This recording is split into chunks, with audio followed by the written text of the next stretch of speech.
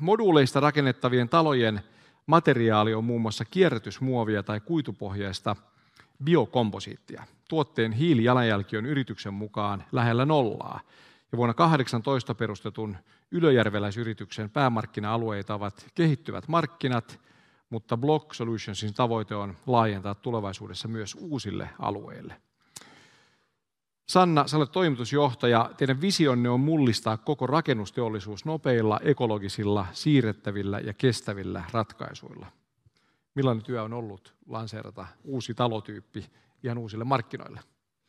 Yksi sana kuvastaa aika hyvin. Mielenkiintoista. Se oli hyvä vastaus, kiitos tästä. Eli tosiaan aivan uusi tuote, menetelmä, disruptiivinen. Perinteisesti rakentamisala on hyvin perinteistä. Uusia tuotteita ei kauasti ole ollut.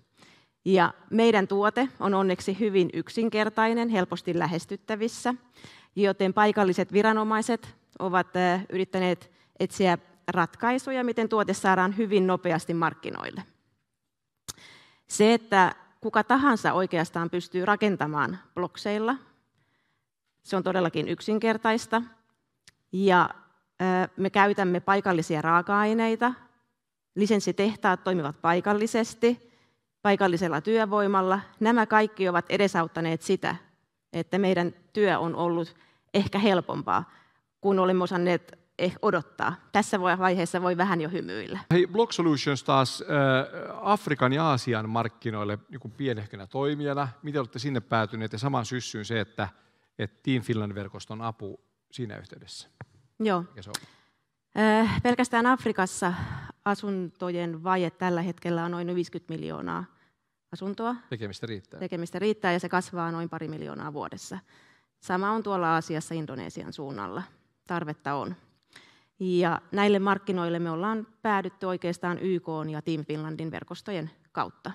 Me ollaan osattu hyödyntää erilaisia esimerkiksi matchmaking-matkoja hyvin aktiivisesti, löydetty sieltä potentiaalisia kumppaneita paikalliselle lisenssitoiminnalle.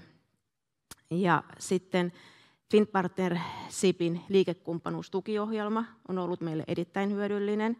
Itse asiassa moni meidän lisenssitehdashankkeista on saanut alkunsa tämän ohjelman kautta. Ja jos ajattelee esimerkiksi Business Finlandia, täällä Suomessa Finnpartnershipia ja sitten kansainvälisiä lähetystöjä maailmalla, niin näistä on ollut meille iso hyöty. Ja varsinkin Indonesian, Afrikan ja Karibian alueen lähetystöille kuuluu iso kiitos. Kaikille iso kiitos.